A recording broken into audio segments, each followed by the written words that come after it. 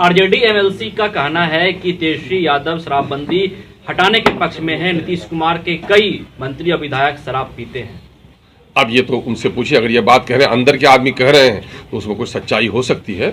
लेकिन बहरहाल मैं ये कहता हूं कि शराबबंदी बेहतरीन अमल है, इसको ईमानदाराना तौर पर नाफिज करना चाहिए और ईमानदाराना तौर पर नाफिज करने में जो नौकरशाह आड़े आ रहे हैं उनको सजा देनी चाहिए। लगता है कि बिहार में शराबबंदी सफल है। देखिए, दुनिया से न कभी कांटे खत्म हुए हैं न बुराई खत्म हुई, लेकिन प्रयास लगातार जारी रहनी चाहिए ताकि बुराइयों पर कौन क्या कहता है हम उसकी परवाह नहीं करते।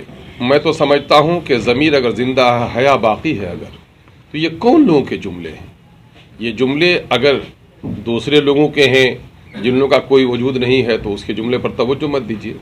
बिहार के गठबंधन का अगर है तो बिहार के गठबंधन को पूछिए कि बिहार में 17 सालों तक बीजेपी को दूध पिलाकर, अपने गले से लगाकर आरएसएस के बातिल नज़रियात को, ख़तरनाक और नापाकीज़ा नज़रियात को बिहार में स्थापित करने का प्रयास किसने किया?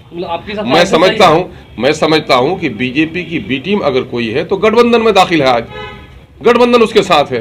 एमआईएम बीजेपी की बी टीम कैसे हो सकती है? एमआईएम की एक रोशन ताबनाक तारीख रही है कि एमआईएम ने हैदराबाद से अपना सफ़र शुरू किया है।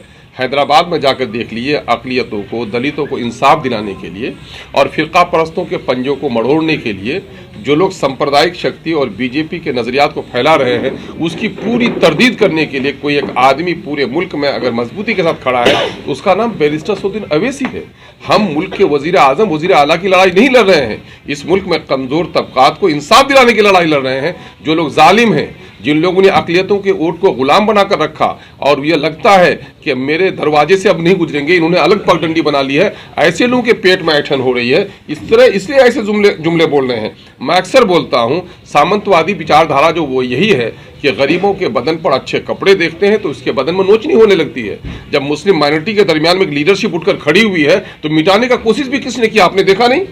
बीजेपी के लोगों ने अगर हमारी मस्जिदों को तोड़कर खुशी मनाई है तो यहाँ के लोग हमारी क़यादत को तोड़कर खुशी मना रहे हैं। तो बीजेपी की बी टीम तो वो लोग होंगे जो लोग अक़लियतों को ऊपर उठने नहीं देना चाहते हैं, अक़लियतों के मसाइल को दबाना चाहते हैं। जो लोग अक़लियतों के मसाइल के लिए लड़ रहे हैं, ऐसे लोग दिन को कह रात। तो बहरहाल ये उनके जुमले हैं, जालिमाना जुमले हैं। वो नहीं चाहते हैं कि अक़लियतों के दरमियान में कोई तवाना आवाज़ उठे।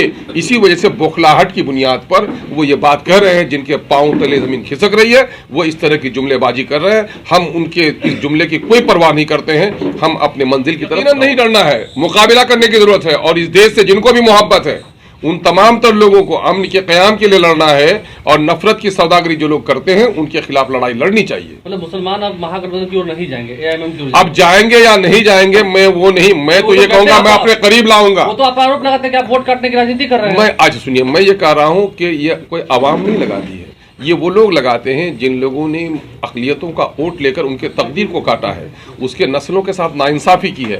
बताएं, अगर हिम्मत है, अगर आप गठबंधन के लोग ये मुझे कहते हैं कि मैं वोट काट रहा हूं, तो 15 साल हुकूमत रही है समाजी इंसाफ की और 17 साल हुकूमत रही है इंसाफ के साथ तरक्की की। अगर हिम्मत है तो वाइट पेपर जारी करें कि इन 32 सालों में मुसलमानों के वोट तो इनको मिले, लेकिन मुसलमानों को नौकरी क्या मिली, सियासी हिस्सेदारी क्या मिली, वजारत में क्या हिस्सा मिला। अगर हिम्मत है तो वाइट पेपर जारी कर दें। अगर वो मुसलमानों को हक देने के लिए तैयार है तो हम तो, हमारी कोई ज़रूरत ही नहीं है। चूंकि उसने जुल्म किया है, चूंकि उसने नाइंसाफ़ी की है, चूंकि उसने हकमारी की है। यही वजह है कि अक़लियत का नौजवान आज उभर कर सामने में आया है कि हम सीना सपर हैं। बीजेपी ने हमारी गर्दन काटी, हमारी इबादत खानों को तोड़ा, हमारे मजहबी इस पर हमले कर रहे हैं। हम उनका भी मुकाबला करेंगे, लेकिन हम जो लोग गर्दनों को हमारी तलवार से काटते हैं वो भी हमारे दुश्मन हैं।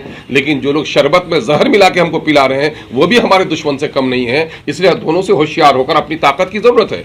फिर ये लोग अगर गठबंधन की बात करते हैं तो मैं कह रहा हूं कि तुम्हें कहते हो कि हम वोट काटते हैं। हमने तो साफ तौर पर कह दिया 2019 में स्टेट लेवल पर हम लोगों ने प्रेस कॉन्फ्रेंस करके कह दिया कि साहब फ़िरका परस्त ताकतों को हटाने की ज़रूरत है। लाइक माइंडेड पार्टियों के साथ हम समझौता करने के लिए तैयार हैं। अगर आपको लगता है कि हमारे वजह से, तो मेरे दिल भी खुले हुए हैं, मेरा दरवाज़ा भी खुला हुआ है। हम तो चाहते हैं कि गठबंधन के साथ मिलकर काम किया जाए इस वक्त। लेकिन ये लोग ये चाहते हैं कि नहीं, अक़लियतों को महरूम रखना है, अक़लियतों की आवाज़ नहीं उठने देनी है। तो अक़लियतों के दुश्मन कौन है, फैसला कर लीजिए। दो चुनावों में जो परिणाम आया उसके बाद अगर आपको 24 और 25 में तेजस्वी यादव आपको बोलते गठबंधन में आने के लिए, तो आप जाएंगे? मैं कह रहा हूं कि देखिए, गठबंधन में वो बोलेंगे, ये बात तो आप बोल रहे हैं ना, उनकी जरूरत होगी तो हम सभा में यकीनन है मशरूत तौर पर हमने ये कहा है कि छोटी बुराई को बड़ी बुराई के मुकाबले में बर्दाश्त किया जा सकता है। लेसन इविल पर दुनिया चलती है, हम अपने शरायत पर, और मेरी शरायत क्या है, मेरे जाती मुफाद के शरायत नहीं, बल्कि बिहार की शोषित पीड़ित महरूम तबके के मसाइल को हल करने के ताल्लुक से और फिरका परस्तों से अलग रहकर अगर कोई बात करेगा तो हमसे बात करने के लिए तैयार है।